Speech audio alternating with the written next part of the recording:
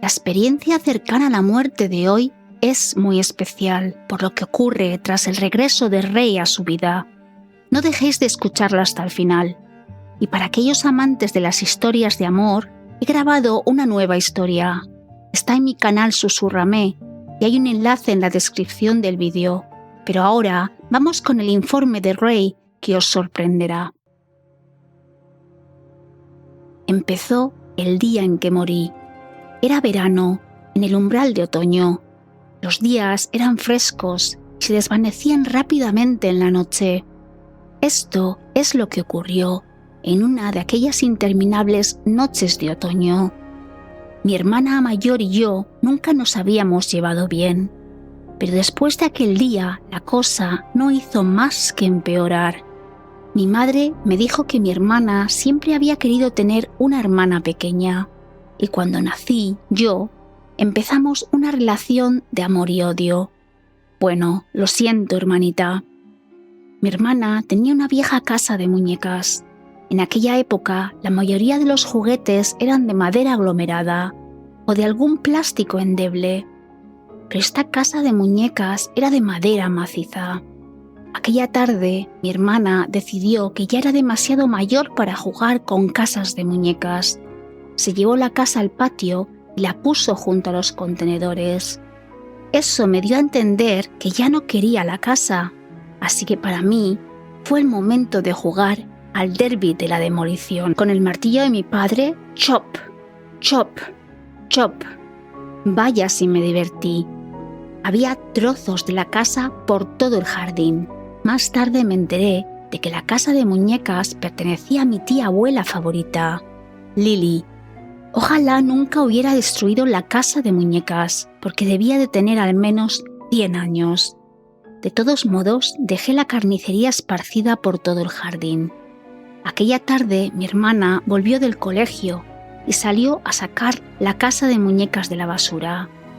Yo estaba dentro con mi madre, horneando galletas, cuando oímos un grito procedente del patio trasero.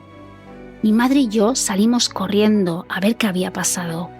Había olvidado lo que había hecho a la casa. Cuando nos acercábamos a la puerta del patio, mi hermana entró corriendo por la puerta y me gritó: ¡Mocoso! ¡Estúpido mocoso! Mi madre se quedó paralizada al ver la destrucción total que había ante ella en el campo de batalla que llamábamos nuestro jardín. Me dijo que le enseñara el desastre a mi padre cuando volviera a casa. Con aquella afirmación me di cuenta de que tal vez destruir la casa de muñecas no era tan buena idea después de todo. Cuando mi padre llegó a casa del trabajo aquella tarde, mi madre y mi hermana le gritaron en cuanto entró por la puerta. Ambas le regañaron por lo que había hecho. Me agarró y me llevó al patio trasero. Cuando vio cuánto daño había hecho a la inocente casa de muñecas, se quedó mirándome, incrédulo. ¿Cómo puede un niño de 5 años hacer tanto daño a un juguete tan bien construido?, me preguntó. ¿En qué estabas pensando? Y yo le contesté: ella la tiró y yo jugué con ella. Muy sencillo. Lo que vino después es muy interesante. Mi padre me dijo que después de cenar cogiera un cubo de basura y recogiera todos los trastos que encontrara. Y eso fue exactamente lo que hice. Era verano-otoño, como solíamos decir, ni verano ni otoño. Las noches llegaban antes de lo habitual y a las 5:30 ya estaba oscuro fuera.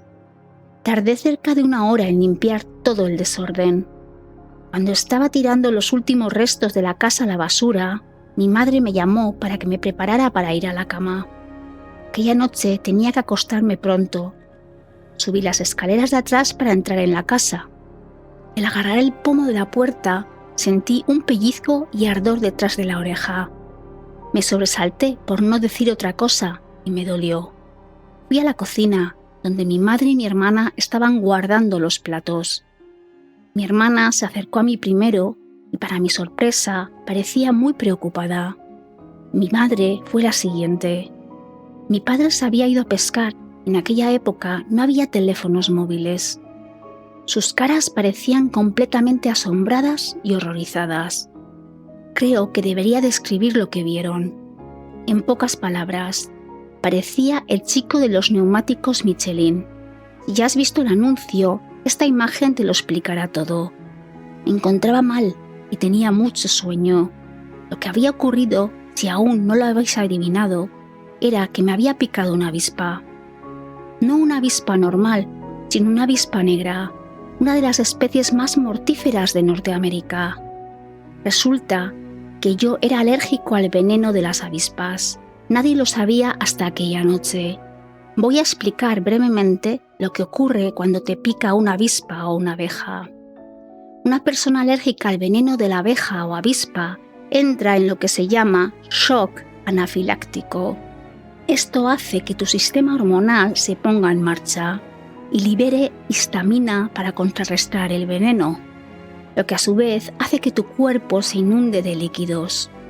Prácticamente te ahogas en tus propios fluidos. Bonito, ¿verdad? Lo siguiente que recuerdo es a mi padrino de pie en la puerta principal y un coche de policía esperando fuera para llevarme al hospital. Mi hermana y mi madre estaban llorando. Mi padrino me levantó y me llevó al coche de policía. De camino al hospital, el policía me preguntó si quería que encendiera la sirena. Asentí con la cabeza y se encendió.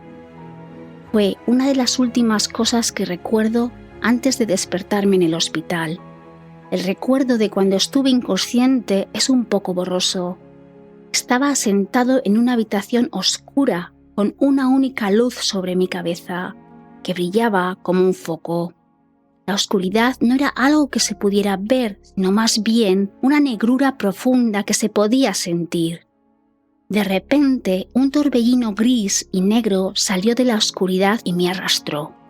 No había sonido, solo un vórtice. No estaba seguro, pero sentí como si hubiera gente hablándome en el torbellino. Lo que me decían no eran palabras reales, sino pensamientos que me decían lo que podía y no podía hacer. A las voces del interior del vórtice se unió la sensación de que otros estaban fuera, observándome, aparentemente esperando a que ocurriera algo, una incierta sensación de miedo. Solo la sentí cuando intenté salir del vórtice hacia la oscuridad. Era casi como si la oscuridad estuviera viva. ¿Has tenido alguna vez la sensación de que alguien o algo te observa cuando estás solo por la noche? Yo también tuve esa sensación. Vagué un rato en la oscuridad. De vez en cuando veía puntos de luz, como si un único haz de luz se hubiera dirigido hacia el suelo. Al cabo de un rato, me vi caminando hacia uno de estos puntos de luz. A medida que me acercaba, podía ver a la gente arremolinándose en la luz, algunos de pie en la zona iluminada, otros directamente entre el borde de la luz y la oscuridad. Al acercarme, vi a niños de mi edad jugando con toda una hilera de cachorros. No pude bajar a jugar con los niños porque el vórtice me sujetaba con fuerza, como una madre sujeta a su bebé. Sin embargo, pude asomarme fuera del vórtice para tocar a los niños y a los cachorros. Una niña incluso me tendió un cachorro y me dijo: «Hola, aquí tienes uno».